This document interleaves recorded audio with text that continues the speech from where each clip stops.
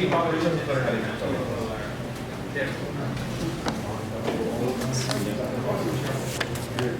alhamdulillah, sallallahu alaihi wa sallam, ala alihi wa sahbihi wa man wala, thumma amma ba'd, to proceed. So now, inshallah, we'll go over the book of hunting, Kitab al-Sayd, and we'll talk about some contemporary issues. And then in the following session, which we'll try to squeeze in, hopefully, we will talk about the chapter on the compelled, or Bab al-Muttar. Under the book of hunting, which should be quick because we talked about most of it in the Bab al-Zakah, or the chapter on proper slaughtering.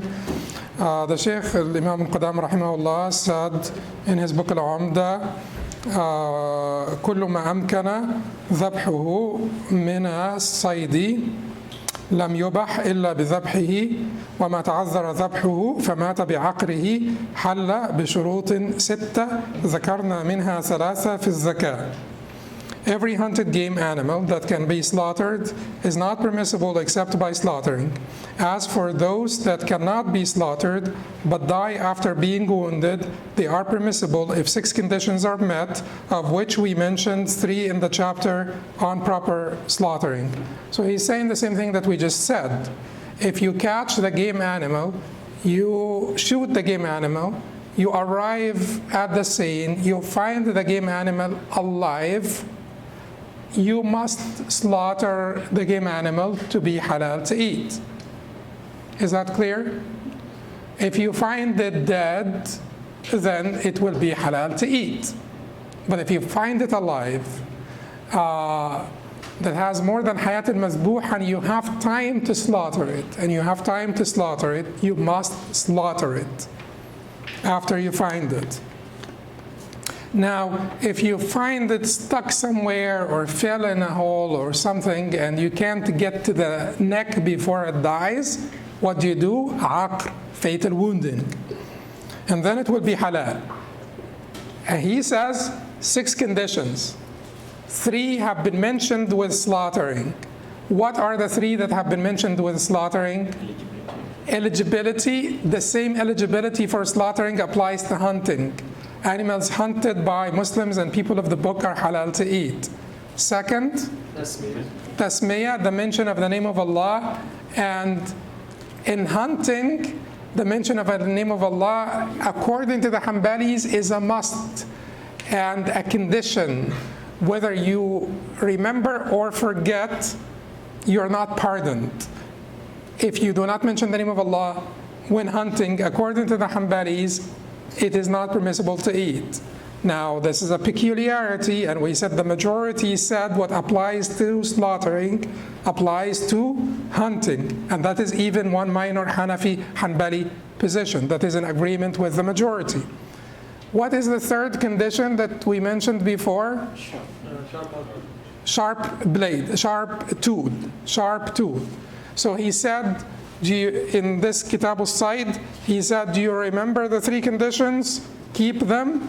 We will add to them 3 more. And then he starts and says, والرابع أن يكون الجارح الصائد معلما وهو ما يسترسل إذا أرسل ويجيب إذا دعي ويعتبر في الكلب والفهد خاصة أنه إذا أمسك لم يأكل ولا يعتبر ذلك في الطائر.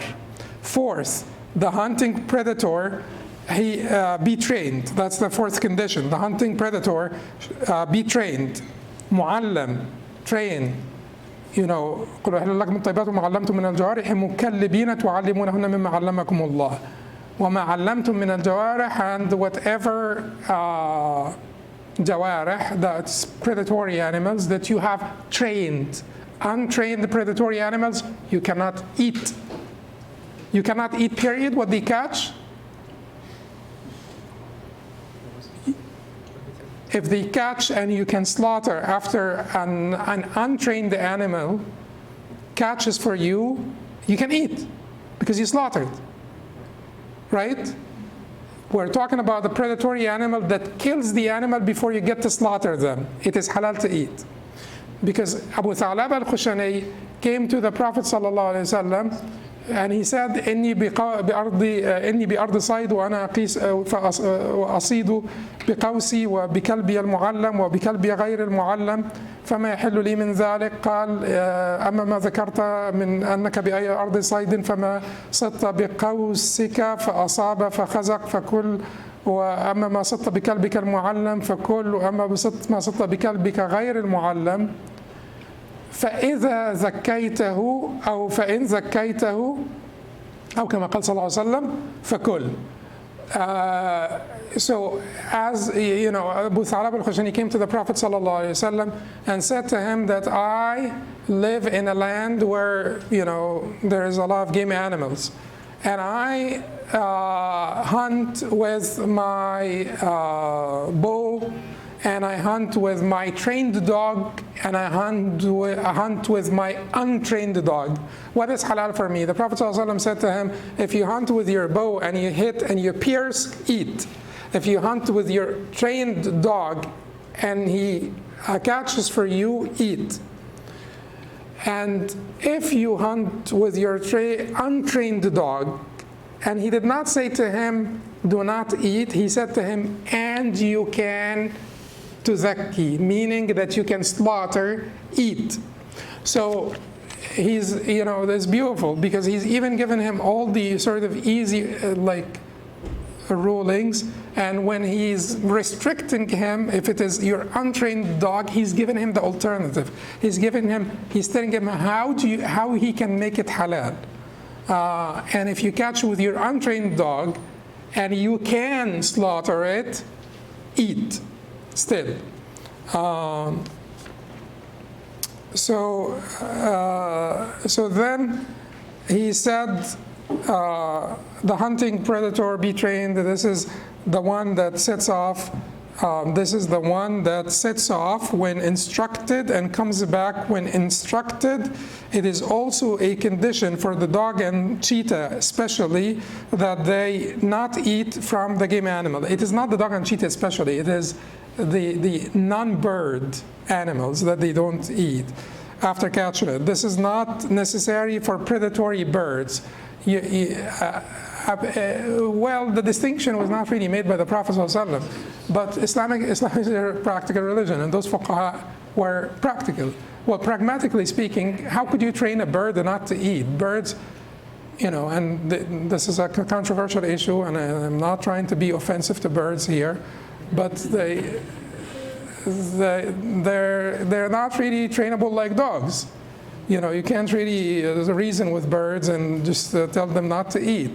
Dogs, you could, get so far with them. You can't get so far with birds. So if they catch and eat, you still can eat. That's birds. If the dogs catch and eat, you cannot eat, because the Prophet ﷺ said to Adi ibn Hatim, فَإِنَّكَ لَا تَدْرِي أَمْسَكَ لِنَفْسِهِ أَوْ لَكَ. Because you don't know if he caught for himself or for you.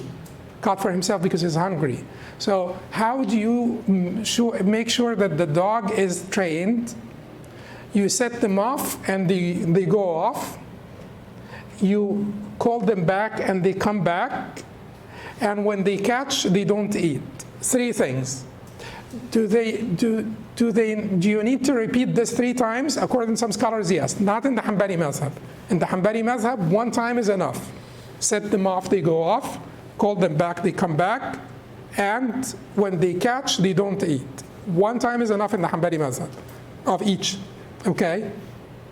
What if they do this and the second time they eat? You don't eat from that second time, but they're still mu'allam, they're still trained. They don't lose the training because they ate the second time, because maybe they were hungry the second time, or something happened.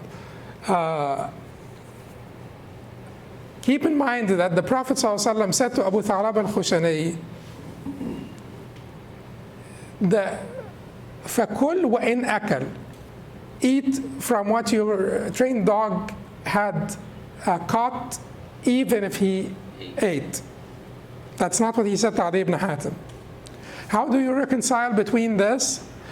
Many scholars said that the hadith of Abu Thalab al-Khushani is munkar. Why? because the hadith of Adi ibn Hatim is in the Sahihain, and since it contradicts it and it is not as strong, then it is munkar. It is to be rejected because of that. Many scholars said, no, we can reconcile because the chain of the hadith that we are calling munkar is a good chain. So we can still reconcile. And the reconciliation to them was like an interesting one. They said Adi ibn Hatim, you know Adi ibn Hatim al-Ta'i, he is Sayyid Qawmi, he was the chief of his people. And he was actually doing this as a hobby. يقال ان عدي بن حاتم لما مات عكفت العوادي والسباع على قبره اياما من حبها له. So it is said that when Adi ibn Hatim died, the sort of predatory animals, the beasts and so on, they stayed by his grave for several days out of love for him, because he had a lot of them and he used to treat them well, probably. And but he was doing this more for a hobby. He was the chief of his people. Abu Thalab al-Khushani was doing this to eat for food. He was a poor man. And the Prophet ﷺ made it more stricter for Adi ibn Hatim than for Abu Thalab al-Khushani, who was trying to survive. But anyway, in the Hanbali madhab, they say that if the dog eats, predatory animals in general eat, you do not eat, but that does not apply to birds. If you find the animal has been killed by the bird and the bird is already having fun eating, you still can eat from that animal. What if another animal ate? If you are sure that your animal killed the game, and let's say another animal ate afterwards, then it's halal. Yes, after the game has been killed, it's halal. What if you find your dog and a cat, and the cat is eating? It is halal, because there is no possibility that the cat actually killed the animal. So we are sure here that this cat would have not killed the animal. Anyway, the point is, it has to be, we have plenty of room if we find the animal alive. We just slaughter the animal and eat it. Good. Whoever caught the animal does not matter. The animal was caught by a snare. The animal was caught by an untrained dog. The animal was caught by anything. It does not matter. The animal is alive and we can slaughter it. We're done. We're fine. The issue is if the animal is dead and we find two dogs, your trained dog and another dog, what do we do? The Prophet ﷺ said to Adi ibn Hatim, don't eat because you don't know which dog killed it. If we find the animal wounded and drowning, what do? We don't eat because اشترك مبيح وحاضر فيقدم الحاضر على المبيح لأن احنا في أبواب الأبضاع واللحوم أو الذبائح والصيد. So if you find the animal drowning, wounded and drowned, you don't eat because the Prophet ﷺ said to Adi ibn Hatim that you don't know whether it died by drowning or by your arrow, so you don't eat. Because whenever you have hadir and mubih, something to cause permissibility and something to cause prohibition, in this particular chapter, when it comes to luhum, as we said before, وَالْأَصْلُ فِي الْأَبْضَاعِ وَاللُّحُومِ وَالنَّفْسِ وَالْأَمْوَالِ لِلْمَعْصُومِ تَحْرِيمُهَا حَتَّى يَجِيءَ الْحِلُّ فَافْهَمْ هَدَاكَ اللَّهُ مَا يُمَلُّ. Or as Ibn Rajab al-Hanbali said, وَالْأَصْلُ وما كان الأصل فيه الحظر كالأبضاع ولحوم الحيوان فلا يحل إلا بيقين من تزكية أو عقد.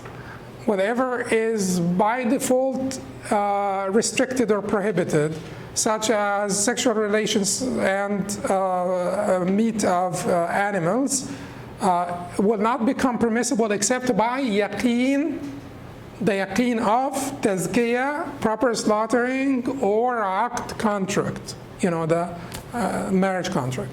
So So in these cases, whenever, and this is a qa'dah that is very important for you to understand in this chapter, whenever you have a cause of prohibition and a cause of permissibility, you favor which one? The cause of prohibition. Because in these chapters, the default is prohibition until permissibility is known by certainty. But ghalib al-dhann is treated like certainty. You know, the preponderance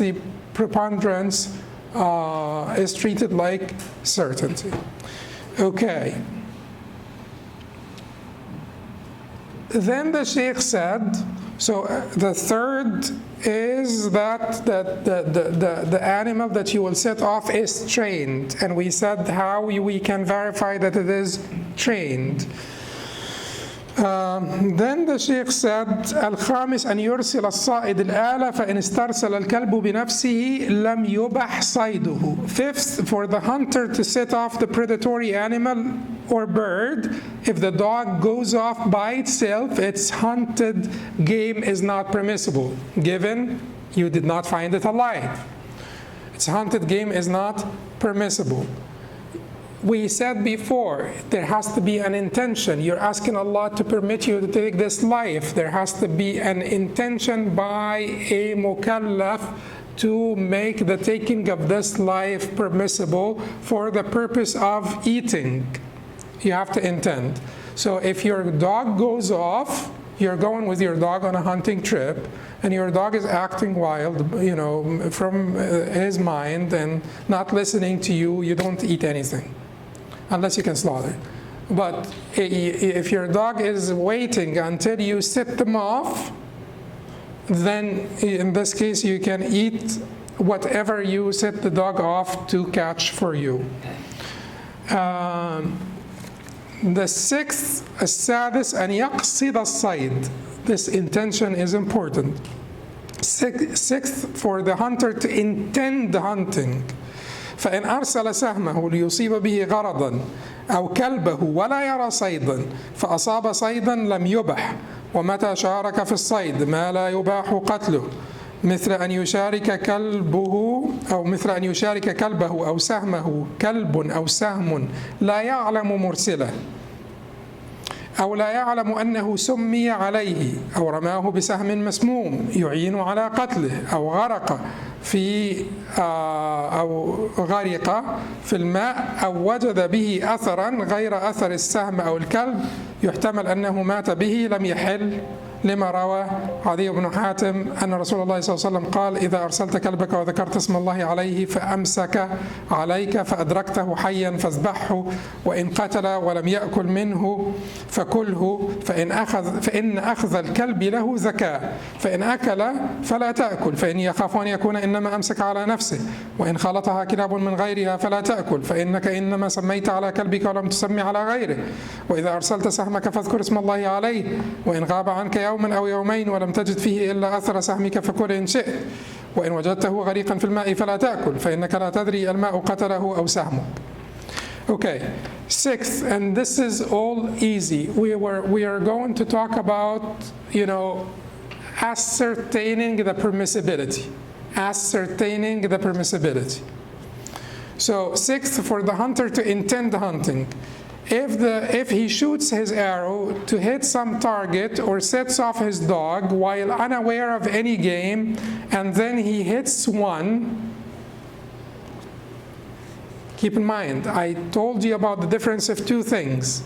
If you have a flock of deer or a flock of whatever, and you shoot one and you hit another, in the Hanbali madhab, is this halal or not?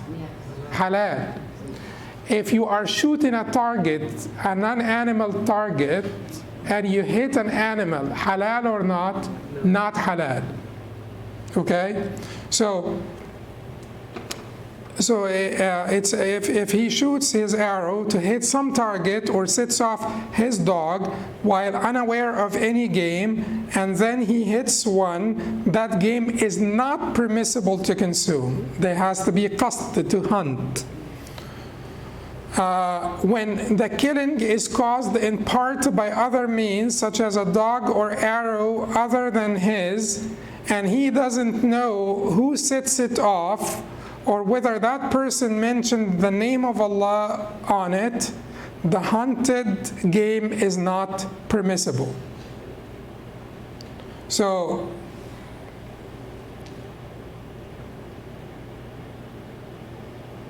okay. So you find 2 arrows and you only hit by 1 arrow. You find 2 dogs you find that 2 dogs caught the animal, one of them is yours.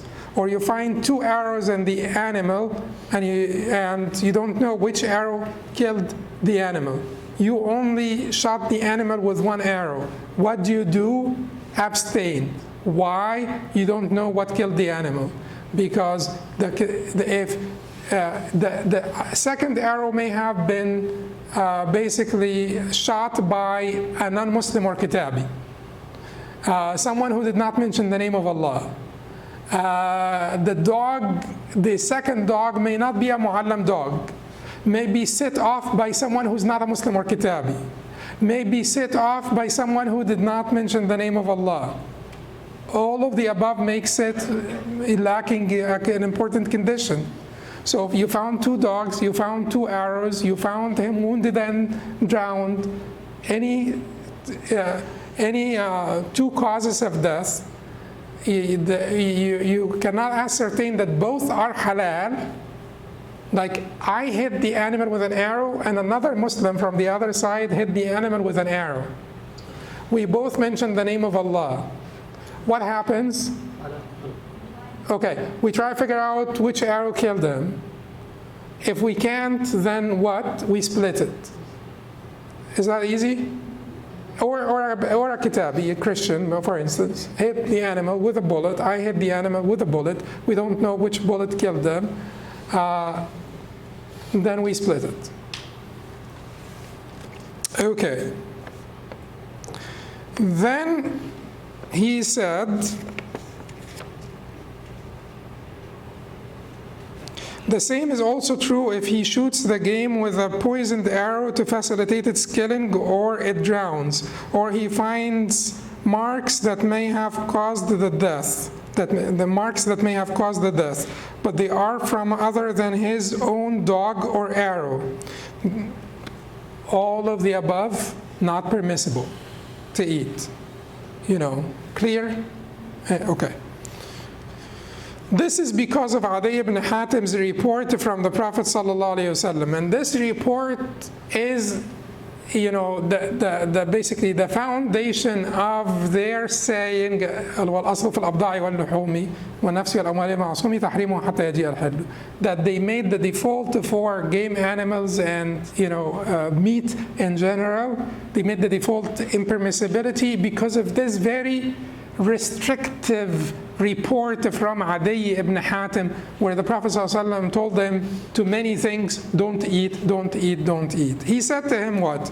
To Adi ibn Hatim, radiallahu anhu, if you set off your dog and mention Allah's name by saying Bismillah, keep in mind, Bismillah is a must.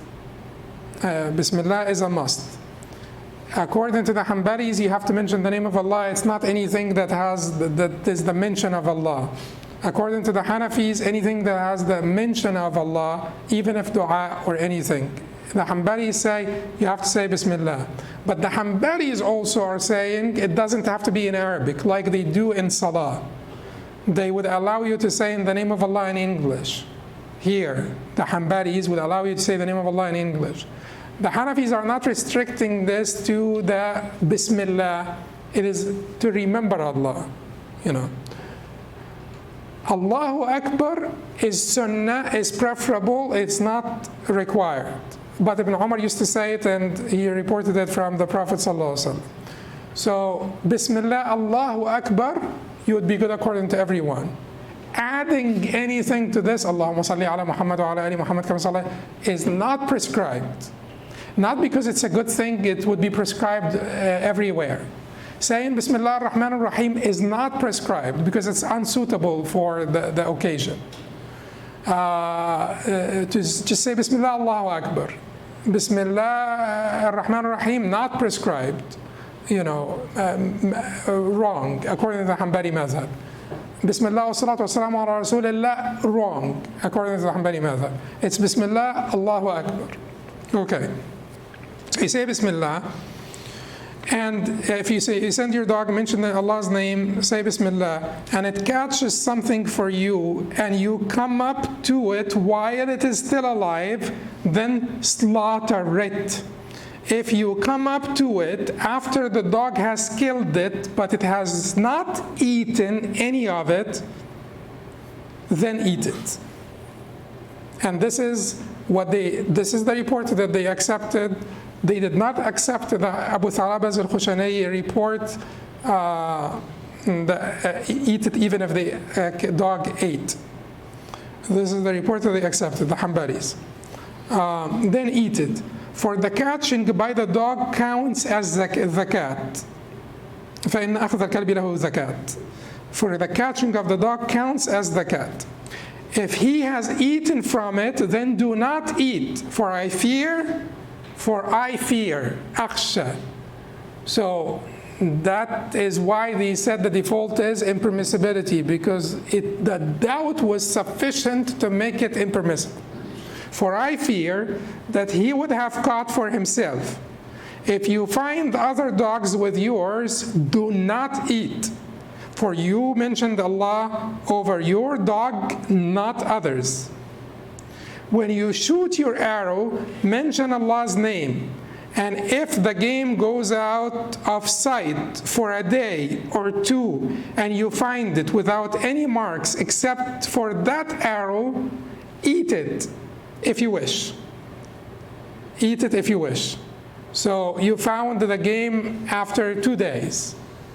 You looked for the game, you didn't find it, you found it after 2 days. You found your arrow only in the game, eat it if you wish. But if you find it drowned in water, don't eat it, for you will not be able to tell whether the water or your arrow killed it. So, كلما اجتمع حاضر ومبيح قدمنا الحاضر على المبيح. Every time there is a cause of death that is not permissible or not permitting, and a cause of death that is permitting, we give precedence or favor that which is not permitting, or the restriction or impermissibility would be favored. So that brings us to the end of this. And I want to say that when, we will not be able to go over the chapter on the compelled, we will do it next time, inshallah. I hoped that we could have finished it today. But in order for us not to rush through it, because it's an important chapter, and it will also talk about the rulings of tadawi or treatment, medical treatment, and that's an important chapter. Therefore, I will defer this, but I just wanted to say that when it comes to zaba'ih in general, as I said before, this discussion is about meat, not ingredients and derivatives and things of that nature, because the default for things of that nature, enzymes and all of that, as we have discussed before when we talked last time about the cheese, is the default is basically permissibility, and trivial things are exempt or overlooked. اليسير معفي عنه. Trivial things are overlooked. But when it comes to meat in particular,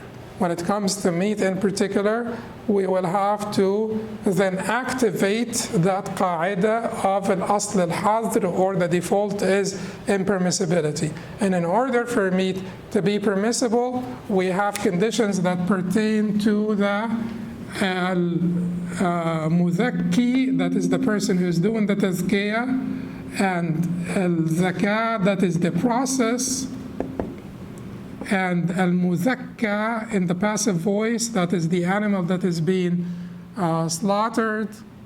So when it comes to al-muzakki, we need a Muslim or a kitabi to be doing this. When it comes to al-zakah, we need slaughter by cutting, or stabbing, with the number of vessels 2, 3, or 4 in the different madhahib, and we need the tasmiyah. And al-muzakka needs to be alive at the time of death. It should not be jalala.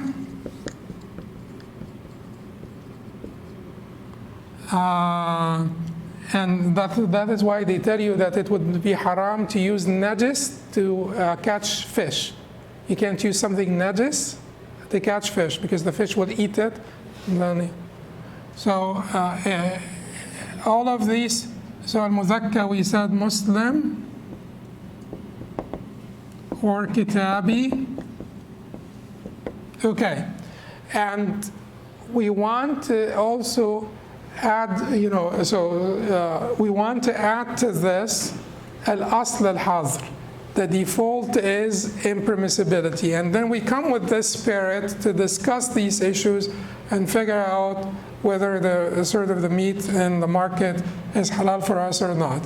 That Muslim or kitabi, I have to tell you, and that is just, that is not, that doesn't help me, but you'll have to be honest. You have to say the truth, whether it helps you or not, right? Just get yourself trained to do that, because we often don't. Please do. Say the truth, whether it helps you or not. So in the Hanbali mazhab, if you find an animal in a neighborhood that is predominantly kitabi or Muslim, you can eat the animal, slaughter the animal in a neighborhood that is predominantly Muslim or kitabi, Christian or Jewish. You can eat the animal, presuming that most likely it was somebody Muslim or kitabi. So now that conflicts with asl, which is al-hazr, and that conflicts with an-nadir la ibrata, with what?